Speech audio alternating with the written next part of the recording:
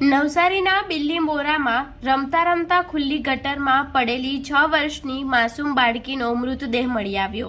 નવસારીના બિલ્લીમોરામાં રમતા રમતા ખુલ્લી ગટરમાં પડી હતી 6 વર્ષની માસૂમ। ભારે શોધખોળ બાદ અંબિકા નદીમાંથી મૃતદેહ મળ્યો। નવસારીના બિલ્લીમોરામાં તંત્રની બેદરકારીના કારણે ખુલ્લી ગટરમાં 6 વર્ષની બાળકી પડી જતા લાપતા બની હતી। સીસીટીવી ચેક કર્યા બાદ બાળકી ખુલ્લી વરસાદી ગટરમાં પડી હોવાની જાણ થતા તંત્ર દ્વારા યુદ્ધના ધોરણે બાળકીની શોધખોળ હાથ ધરવામાં આવી હતી।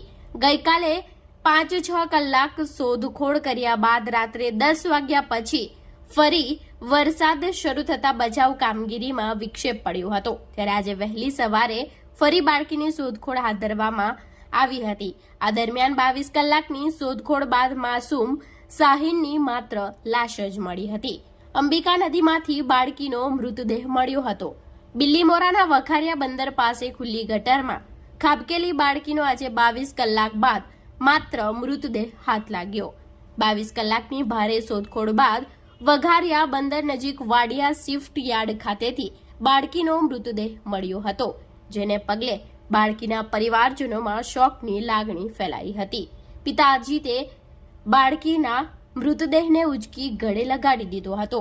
પોતાની વહાલી બાળકીને હાથમાં લઈ પિતા તેમજ પરિવારજનો ઘર તરફ આગળ જઈ રહ્યા હતા ત્યારે ત્યાં શોકનો માહોલ છવાયો હતો। બાળકીના મૃતદેહને પોસ્ટમોર્ટમ અર્થે બિલ્લીમોરાની મેંગોસી હોસ્પિટલમાં લઈ જવાયો હતો।